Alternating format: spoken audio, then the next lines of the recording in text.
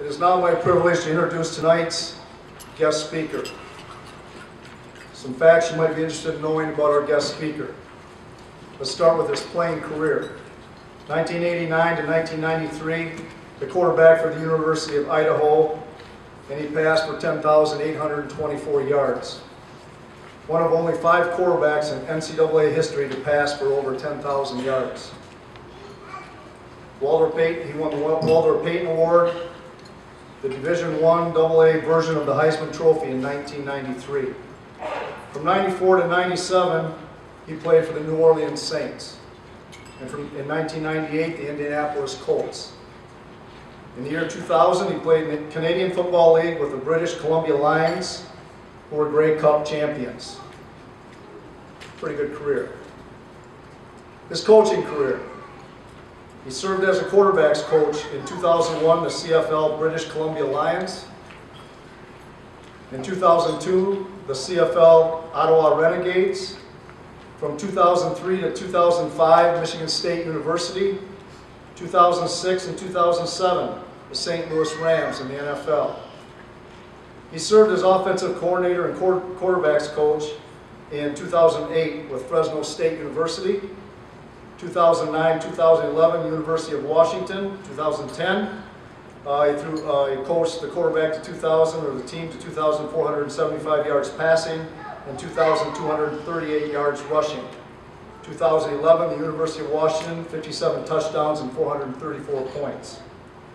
2012 to 2013, the University of Alabama. He was a member of that staff that won the national championship in 2012 when they amassed over 3,000 yards rushing and over 3,000 yards passing.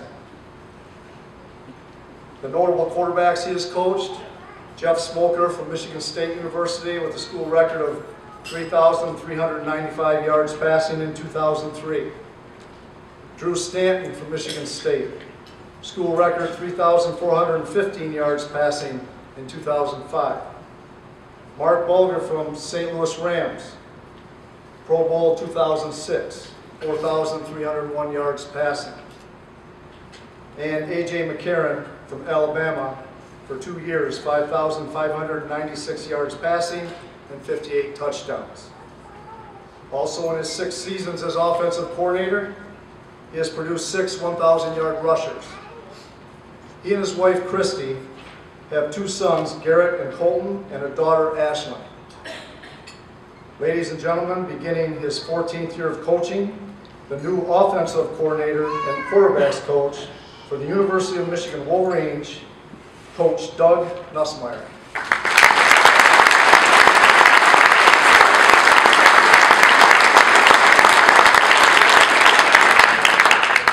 Thank you, thank you. Get this up here right. I'm just going to, my high school coach once told me, if you pay attention, okay, if you just pay attention and listen, you might learn something. So, it's pretty cool here. Woody Hayes, Eric Parsegian, Duffy Doherty, I'm just going to go down, Bo Schembechler, Fred Jackson, Lloyd Carr, Brady Hope. Okay, so anybody that wants a little refund, a discount for a night, go, because you got Doug Nussmeier, so sorry. Okay.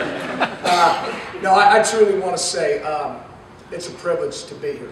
And sometimes, you know, this isn't the first Hall of Fame I had an opportunity to speak at, but sometimes when you sit back and think about it, you say, well, why am I speaking?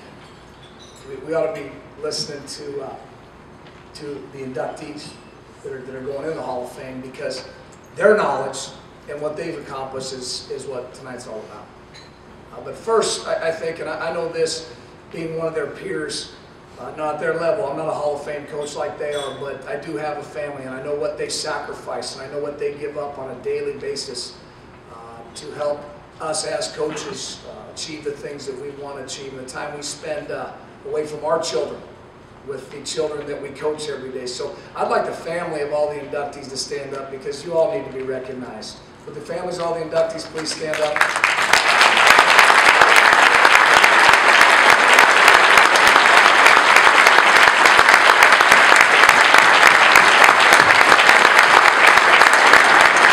Congratulations to all of you. I'd like to say, first off, to Brady Hoke, I feel very fortunate, my family feels very fortunate to work for not only such a great football coach, but also such a great person. And he was very disappointed when another event that he had to deal with his family took him away from this event, because high school football and high school coaches are something that's very true to his heart. And I have never worked in the 14 years in coaching where I've seen more high school coaches in a building on any given day in spring football. We've got more high school coaches there because it's important to him that everyone feels like they're a part of what we're doing in Michigan. I know he's very disappointed he couldn't be here tonight, but as you can see, our staff with 5 members back there and myself, we just feel fortunate to be a part of such a great event. And I want to take the time to thank Jack, Larry, Chuck, Kelly, and the foundation for allowing me to have the opportunity to speak to you tonight. I don't know that Hall of Fame is the right term, because none of these coaches here did what they did or accomplished what they accomplished for fame or for fortune, that's for sure. Okay, it's well documented what's going on in all of our schools when it comes to paychecks with educators and those type of things. Being the son of an educator, growing up, my mother was an educator. I have a great respect for teachers and what they do on a day-to-day basis, the sacrifices that they make to help make our society a better place to live. But none of them did what they did for that. And I can only go back to the relationships that I had, not only with my high school football coach, but with all my coaches. And you know, there was a saying, I don't know who said it, but they said, some of our greatest victories come off the field. And when I read what Kelly had to say, there's no greater prize. There's nothing better than to say that you affected someone else's life in a positive way. To say that you made a difference in a child. And you watched maybe a child grow into a young man. And I know that's something we cherish on our levels, to have the opportunity to impact young men's lives. And it's not about X's and O's all the time. It's not about wins and losses.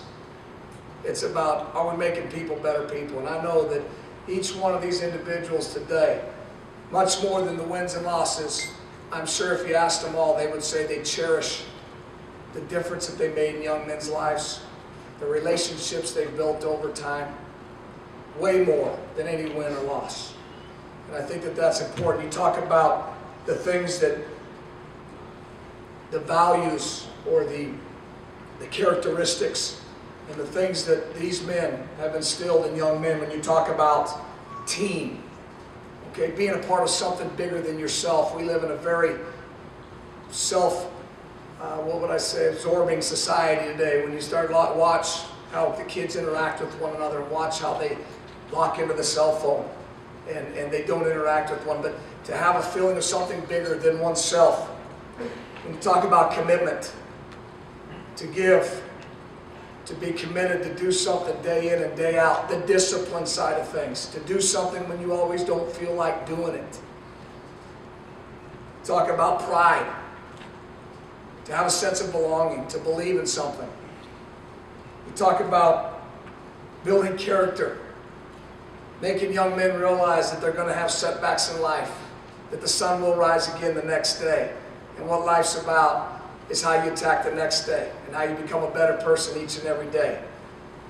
But I can only say that when you look at kids today, the more that we give them, the more leadership, the things that these men have done off the field, in my opinion, is way more important than any win or loss they ever had. But I just want to say thank you for having me tonight.